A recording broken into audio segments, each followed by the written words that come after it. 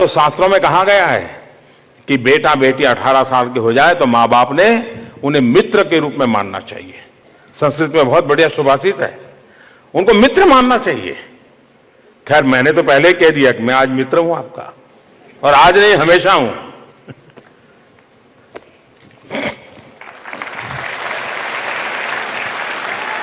दो क्वेश्चंस हैं माई गव के जरिए। अभिनव पूछ रहे हैं कि परीक्षा के समय मेरा मन करता है कि थोड़ी देर खेलूं, दोस्तों के साथ गप्पे मारूं, पर फिर लगता है कि इससे परीक्षा की तैयारी में नुकसान हो सकता है, तो ऐसी स्थिति में मैं क्या करूं? अक्षी गुप्ता एबीपी न्यूज के माध्यम से माननीय आपसे प्रश्न पूछना चाह रही हैं। मेरा नाम सलोनी है, मैं 12th क्लास की स्टूडेंट हूँ। सर मैं आपसे पूछना चाहती हूँ कि एग्जाम्स के टाइम पे जो बाकी चीज़ों से हमें डिस्ट्रैक्शन होता है उससे कैसे बचा जाए और फ़ोन का कम से कम यूज़ कैसे किया जाए ताकि हम स्टडीज़ पे फोकस कर सकें। माननीय कृपया इन्हें और सबको इस बारे में कुछ गाइडेंस दें। अगर आपको फोकस करना है तो पहले डी फोकस होना सीख लीजिए। सबसे बड़ी समस्या है कि हम डी फोकस करना नहीं जानते। अगर आपको किसी बर्तन में दूध भरना है, एक सीमा तक भर जाएगा, लेकिन जब तक खाली नहीं करोगे तो नया तो आएगा नहीं उसमें। आपको अंदर से कुछ खाली करने का सीखना चाहिए। डी फोकस करना बहुत जरूरी होता है।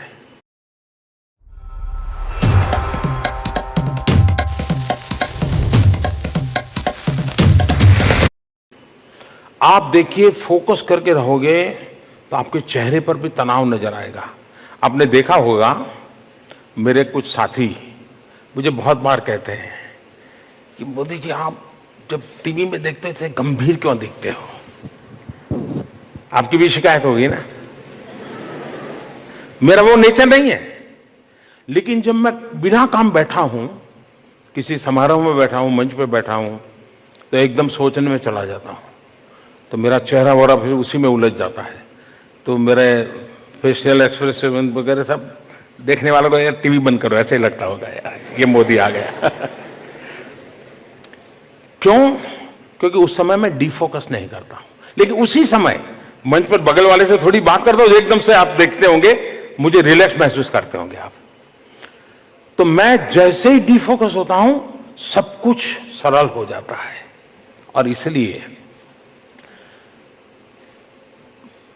24 घंटे एग्जाम, कैरियर, परीक्षा, ये जो शब्द है ना जी, suggestions, sure suggestions, laboratory, practical, न जाने क्या क्या शब्दों।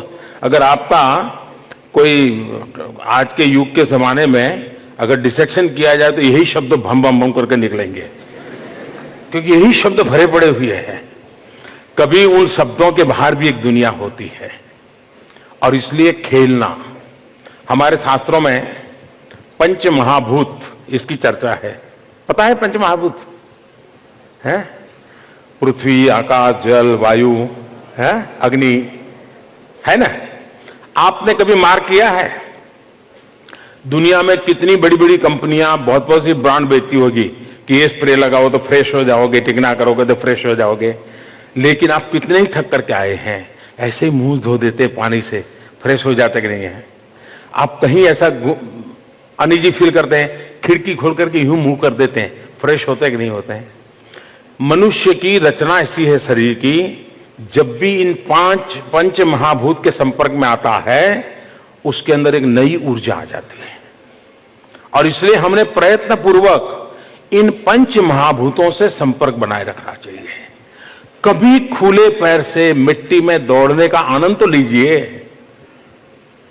कभी, अब मुझे बराबर याद है, मेरे यहाँ तो और कोई व्यवस्था नहीं थी, तो मैं तालाब में ही नहाता था, ठंड हो या गर्मी हो कुछ भी हो, लेकिन मैं एग्जाम के दिनों में भी मेरे गांव के तालाब में रेगुलर जाता था। मुझे वो फ्रेश कर देता था पानी। और इसलिए मैं मानता हूं कि सारी चीजों को एक जैसा, मैंने देखा है कि एक कर्फ्यू जैसा माहौल हो जाता है।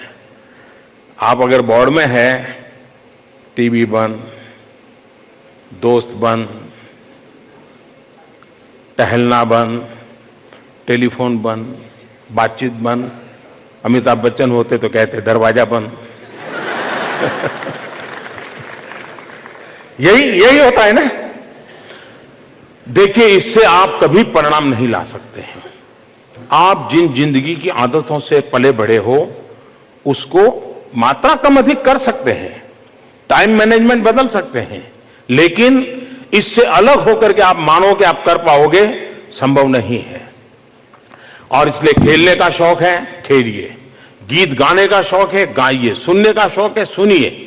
जो आपको आनंद देता है, जो दोस्त मिलने से आपको एकदम से खुशी हो जाती है, उस दोस्त को 10 मिनट के लिए मिल लीजिए, बुला लीजिए। लेकिन डीफोकस किए बिना आप फोकस नहीं कर सकते हैं। और सबसे ज्यादा गलती बड़ी ये हो जाती है कि हम फोकस फोकस फोकस करते हैं और फिर स्थिति ये बन जाती है कि जो बेल को बांध देते हैं तो ऐसे ही घूमता रहता है। ये स्थिति हमारी नहीं होनी चाहिए। और इसलिए मैं आग्रह करूंगा कि आप स्वयं को एक खुलापन छोड़िए, जो अच्छा लगता है वो करिए। सब चीजों को काट करके अपने आप को अलग मत कीजिए, वरना आपको कभी भी फोकस करने की संभावना ही बचेगी नहीं। और इसलिए मेरा आग्रह है, फोकस तब होता है जब आप डिफोकस करना सीखते हैं। और डिफोकस करने के लिए आपके बचपन की जो आदतें हैं वो आपको बहुत बड़ी मदद कर सकते हैं। उसी के साथ जुड़ जाइए, उसी के साथ कुछ पल जी लीजिए, आपको परिणाम मिलेगा। माननीय, हम भारतवासी आभारी हैं कि आपने भारतीय परंपरा योग को विश्व में स्थापित किया है और हम गर्वित भी हैं। बच्चों में, स्टूडेंट्स में काफी जागरूकता आई है योग के बारे में। दीप्शी ग्रोवर दिल्ली से हैं, आपसे कुछ पूछना चाहती हैं और इस समय वो यहाँ पर हैं। नमस्कार आदरणीय प्रधानमंत्री जी, मैं दीप्शी ग्रोवर दयाल सिंह कॉलेज की छात्रा हूँ। मेरा प्रश्न आपसे ये है कि परीक्षा के तनावपूर्ण दिनों में योग हमारी किस तरह सहायता करता है?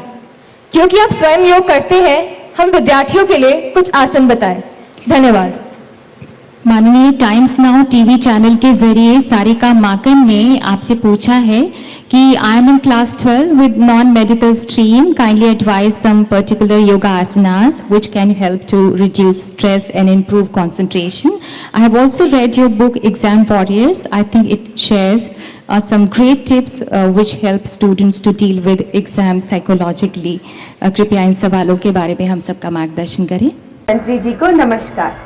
मैं भावना जलाल, केंद्रीय विद्यालय IIT देहरादून की छात्रा, आपसे पूछना चाहती हूँ कि तथ्यों के मूल्यांकन के अनुसार हमें यह ज्ञात होता है कि 20% सफलता इंटेलिजेंस क्वेश्चन के कारण और 80% सफलता इमोशनल क्वेश्चन के कारण मिलती है, परंतु हम विद्यार्थी EQ को कहीं ना कहीं भूलकर IQ को अपने जीवन में अधिक महत्व देते हैं।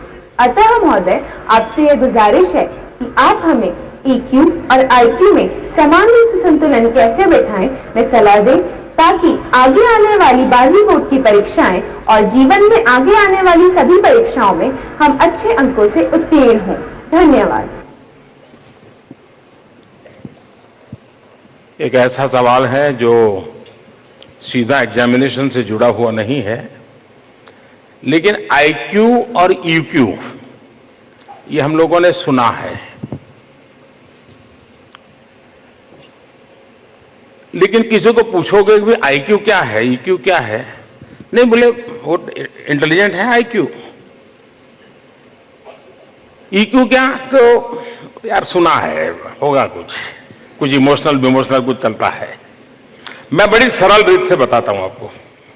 एक तो ये बताया जाता है कि IQ का खिलने का जो सबसे बड़ा अवसर होता है, जो विज्ञान से संबंधित लोगों का कहना है कि ज़्यादा से ज़्यादा 5 साल के पहले ही ये सब ऑलरेडी पनपना हो जाता है, बाद में तो उसका प्रगटीकरण होता है।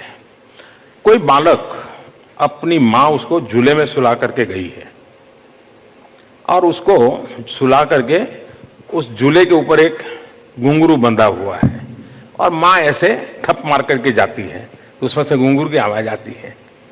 तो आपने देखा होगा वो बच्चा ये देखता है, 2 महीने 3 महीने 5 महीने का बच्चा होगा, वो देखता है कि माँ ने ऐसा किया तो घुंघरू की आवाज आई। अब माँ तो अपने काम में लग गई, लेकिन वो अपने पैर ऊपर कर करके उस तक पहुंचने की कोशिश करता है ताकि घुंघरू बच जाए। That is IQ। समझ आया?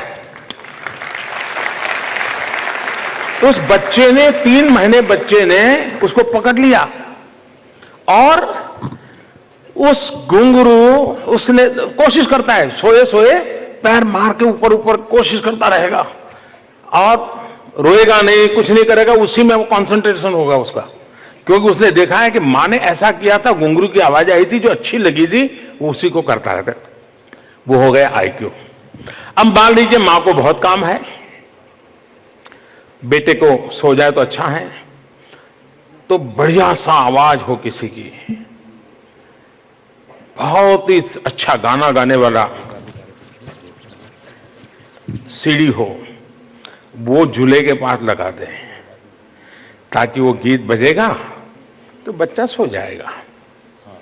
लेकिन बढ़िया से बढ़िया गायिका हो, बढ़िया से बढ़िया शब्द हो, बढ़िया से बढ़िया संगीत हो, लेकिन बच्चा रोना बंद नहीं कर रहा है।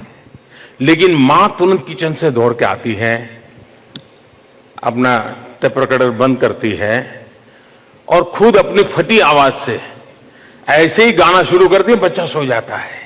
ये है EQ। ये जो उसके इमोशंस हैं, आवाज नहीं, शब्द नहीं, लहजा नहीं, सुर नहीं, स्वर नहीं, कुछ नहीं, जो इमोशंस कनेक्ट है। और इसलिए IQ और EQ दोनों का जिंदगी में संतुलित विकास अनिवार्य है। और यह भी सही है कि EQ का बहुत बड़ा रोल होता है।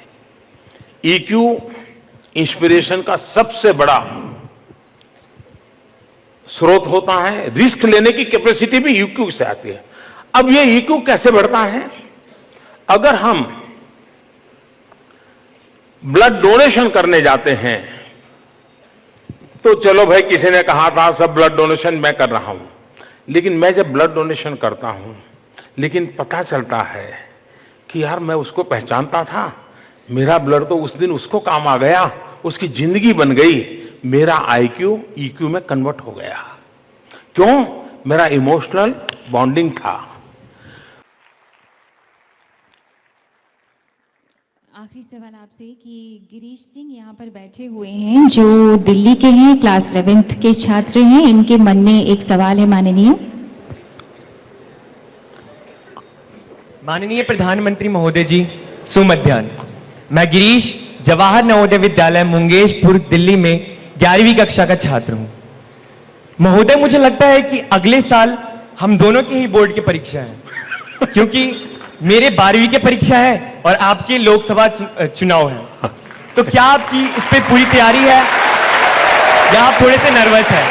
धन्यवाद। मैं सवाल फिर से दोहराना चाहूंगी माननीय कि इनका सवाल है कि मैं 11वीं का विद्यार्थी हूं, अगले साल हम दोनों की बोर्ड परीक्षा है, मेरी 12वीं की परीक्षा है, आपका लोकसभा चुनाव है, तो क्या आप इसके लिए तैयार हैं या फिर नर्वस हैं?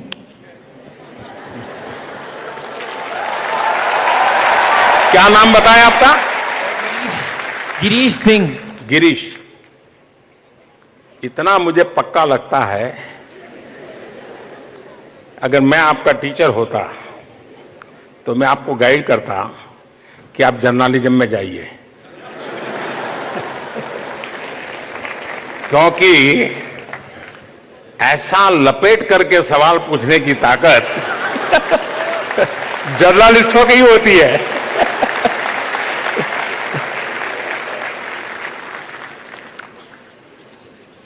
देखिए, मैं हमेशा ये मानता हूं कि आप पढ़ते रहिए, सीखने की कोशिश करिए, पूरा फोकस लर्निंग पर रखिए, भीतर के विद्यार्थी को जितना ऊर्जावान बना सकते हैं बनाते रहिए।